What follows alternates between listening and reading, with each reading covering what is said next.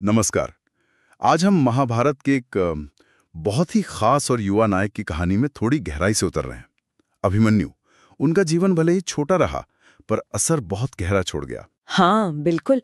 और आज की जो हमारी ये चर्चा है, ये ज्यादातर अभिमन्यु महाभारत का अमर योद्धा नाम की जो कृति है, उसके अंशों पर आधारित रहेगी। अच्छा, और ये कहानी ऐसी है ना जो सोचने पे मजबूर करती है। क्या ये सिर्फ मतलब वीरता की ही कहानी है, या फिर इसमें कुछ और भी है, जैसे अधूरे ज्ञान का सबक या अटूट कर्तव्य का? एक ट्रेजिक कहानी भी लगती है कहीं ना कहीं। सही कहा आपने। हमारा मकसद भी यही है कि अभिमन्यु के जीवन के जो मुख्य पड़ाव हैं, मतलब उनकी पृष्ठभूमि क्या थी, उनके कौशल, वो चक्रव्यूह वाली घटना और उनकी विरासत, इन सबको थोड़ा समझा जाए। ये सिर्फ लड़ाई की कहानी तो बिल्कुल नहीं है, उससे कई ज्यादा है इसमें। तो फिर शुरू करते हैं उनके परिचय से। अर्जुन और सुभद्रा के पुत्र थे वो, और इस नाते भगवान श्री कृष्ण के भांजे हुए। लगता है श्री कृष्ण का बड़ा स्नेह रहा होगा उन पर। हाँ, बिल्कुल। स्नेह भी और मार्गदर्शन भी, वो भी बचपन से ही।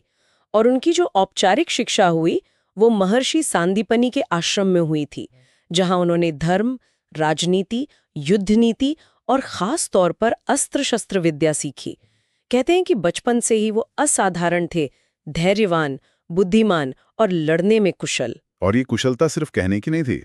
धनुर्विद्या में तो वो अपने पिता अर्जुन जैसे ही थे, बिल्कुल महारथी।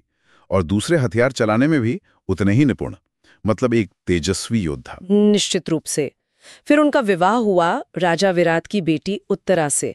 इसका एक राजनीतिक महत्व भी था, क्योंकि विराट ने ही तो पांडवों को अपने अज्ञातवास के समय शरण दी थी। तो ये संबंध पांडवों के लिए अच्छा था, उनकी शक्ति बढ़ाने वाला। हाँ, ये तो है। और इसी विवाह से उनके पुत्र परीक्षित का जन्म हुआ। हालांकि ये अभिमन्यु की वीरगति के बाद हुआ, और परीक्षित ही आगे चलकर कुरुवंश के अंतिम उत्तराधिकारी बने। पांडव वंश को उन्होंने ही आगे बढ़ाया। अच्छा, तो कौशल, विवाह, वंश, इसके बाद कहानी का रुख महाभारत के उस भीषण युद्ध की तरफ जाता है, जहां शायद उनका सबसे बड़ा इम्तिहान हुआ। सुना है युद्ध के पहले 12 दिन तो उन्होंने कमाल का प्रदर्शन किया, कई कौरवों को हराया। हाँ, बिल्कुल। लेकिन 13वां दिन वो निर्णायक साबित हुआ। उस दिन एक चाल के तहत अर्जुन को युद्ध के मैदान से कहीं दूर भेज दिया गया था, और तब गुरु द्रोण ने चक्रव्यूह रचा, एक ऐसी मिलिट्री फॉर्मेशन जिसे भेदना लगभग नामुमकिन माना जाता था। और तब अभिमन्यु ने जिम्मेदारी ली। हाँ, उस दिन उस व्यू को भेदने की जिम्मेदारी युवा अभिमन्यु ने उठाई। और यहाँ ये बात बहुत जरूरी है, उन्हें व्यू में घुसना तो आता था, पर उससे बाहर कैसे निकलना है, ये ज्ञान अधूरा था। अधूरा ज्ञान, लेकिन फिर भी कर्तव्य निभाने का निश्चय, ये सोचकर ही अजीब लगता है। वो अकेले अंदर चले गए, और कहते हैं कि जयद्रथ ने बाकी पांडवों को बाहर ही रोक दिया था। हाँ, ऐसा वर्णन मिलता है। तो वो अंदर अकेले पड़ गए, ये जानते हुए कि वापसी का रास्ता नहीं पता। सोचिए जरा क्या बीती होगी। बिल्कुल। अंदर उन्होंने जो पराक्रम दिखाया वो अद्भुत था।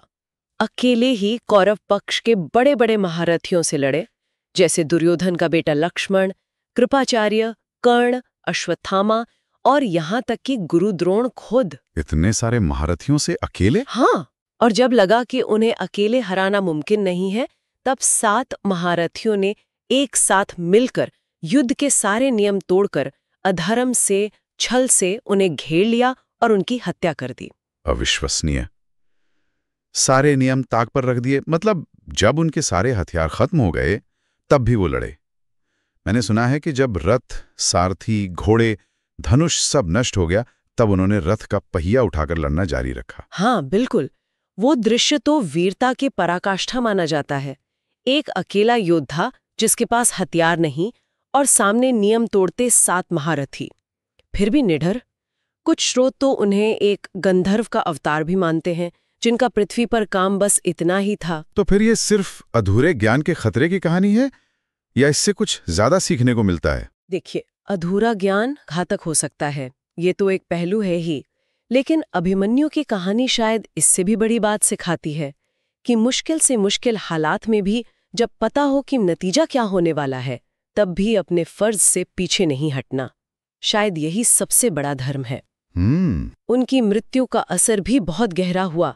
अर्जुन ने फिर जयद्रथ को मारने की प्रतिज्ञा ली, युद्ध का रुख ही बदल गया। और श्री कृष्ण ने भी तो बाद में उनके वंश की रक्षा की थी ना? हाँ, ये भी बहुत महत्वपूर्ण है।